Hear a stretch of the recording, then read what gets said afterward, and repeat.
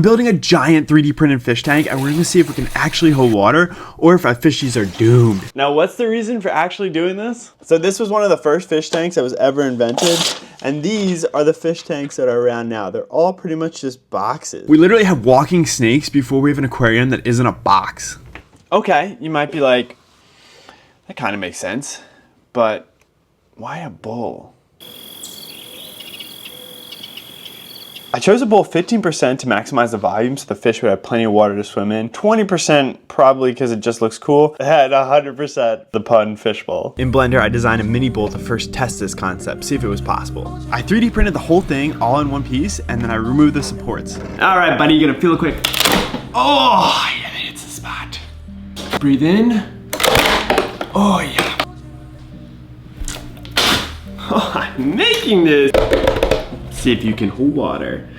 I don't know how that would work. I then traced some patterns into 10mm acrylic to cut. I went with acrylic instead of glass because I thought it would just be easier to handle, and it definitely was, but it still made a mess. It took a long time and was super imprecise, which is where actually the sponsor of today's video, PCBWay, is gonna come in later and help us out. I then used a silicone specifically designed for aquariums to seal and attach all the pieces. Throughout this project, I tried to use all materials that were specifically made for aquariums, and if I didn't have that, I would use food-safe only materials. When it had fallen, the mini bowl had like a little broken leg, so I repaired that.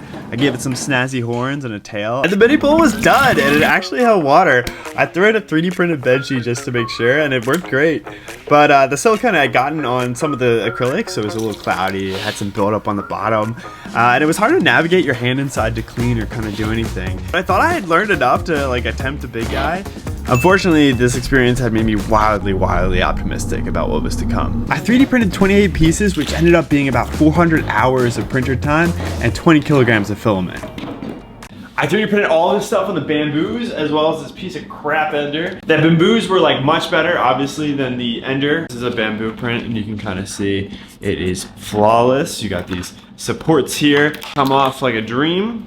Wow, look at that. Look at that. Christmas dinner off this thing. And then we have the ender. The print quality is not great. As you can see, the supports are really hard to remove. And these are pretty solid. They're pretty heavy. As you can see, it's about a centimeter worth of plastic, about 100% infill all around. They are pretty substantial. I did it all in PETG. All right, so at this point I had the skeleton. I just needed 74 pieces of acrylic cut to exact dimensions. The problem here was that I wasn't a billionaire with a beard, and I didn't have a CNC machine designed to cut things exactly to scale. So I decided to use the most affordable jigsaw on Amazon. I was a little worried about this, but the same company actually makes a pizza oven, so they must have something figured out. I also got some specialty blades for acrylic and gave them a nice name for intimidation. And finally, I was ready to cut. Wrong. Remember that I'm bad at this, so I needed to actually trace all of these shapes onto the acrylic, and I didn't have a 2D printer, and I didn't have a CNC machine. So I solved the problem the only way I know how, which is to throw a 3D printer at it, and I 3D printed all the shapes. And that's when the real nightmare began, because I actually had to cut it all. It was messy, a little dangerous, it took a while. The only thing that saved me is that half the panels were actually cut for me by PCBWay, the sponsor of this video. PCBWay basically supercharges your business or your project. They offer PCB manufacturing, CNC machining, 3D printing, and all these types of materials, and you can get an estimate within seconds on their app. Basically, just play around with that estimator. It'll be way more affordable than you could ever think. I got these acrylic panels from them, and honestly, they're perfect. Like, look at them. All I had to do was upload some step files to their website. I got an instant quote. I exchanged a couple messages with their engineer, and then boom, I got them so quickly afterwards. Honestly, I'm going to be using their SLS printing capabilities on my next project, so stay tuned for that and check them out if you ever have any business or prototype needs. Now it's back to not saving time cutting it by myself. Can you believe that the same mind that took all these pieces and numbered them from 77 to 152 also somehow had 10 duplicate pieces that are not actually needed? This guy. Undiagnosed ADD. So at this point, I had all the pieces and all the acrylic. I decided to keep using the silicone that was fish safe in order to secure everything and keep everything in place.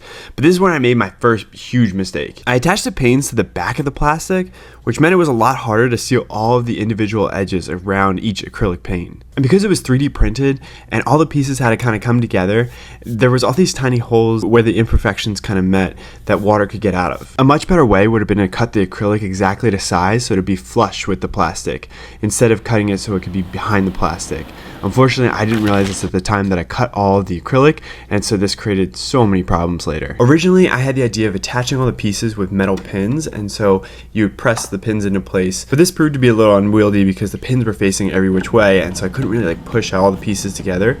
So instead I got a plastic welder, which is actually a pretty cool tool. Basically, you push these metal staples so that it get really hot into the plastic, and then you let it cool and then pull out the tool, and you're left with these two prongs that you then snip off. This tool worked really well to attach all the pieces, but it did contribute to the previous problem because all these little tiny metal prongs that were emerging from the plastic sometimes were underneath the acrylic, and so it created this tiny, maybe 1 millimeter gap.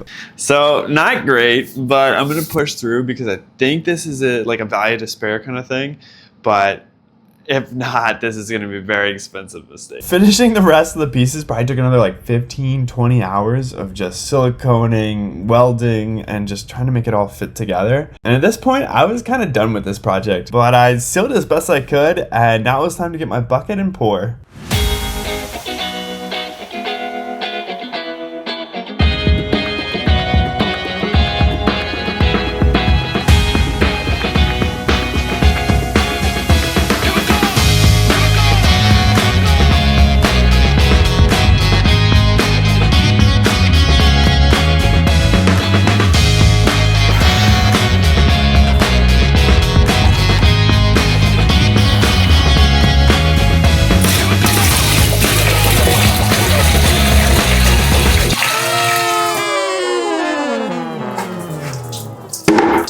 Oh no.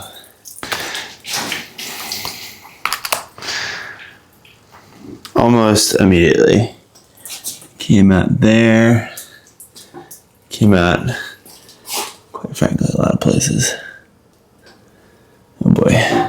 Not ideal, but maybe I just put more silicone on, so I really just spent a lot of time caking it. Anywhere there was a previous leak, I just basically jammed it full of silicone, and then I tried again. Take 2.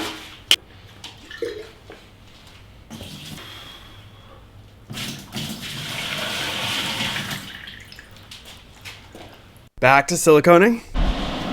Take 3. 3. We're just gonna pour in water. We're gonna see what happens. Am I in the way? Right? Yeah. Wait. But you look great doing it. Is there any water coming out? Yes, a bunch. Damn. And again. Keeping me hostage here. No. Get me out of there. It's day 275. Somebody help, please. Take 4. We're confident. Yeah, it was not going great. Alright, this is take 6 of forever. I would silicone and it would leak, and then I would silicone again, leak. And so probably after 12 iterations of just siliconing, waiting 24 hours, and then seeing the creation leak, I was like, you know what, this is just a prototype. Why don't I just put some fake fish into it, give it its horns, give it its tail, and then treat it as like a water feature. So without further ado, I present to you the Prototype 1 water feature fishbowl.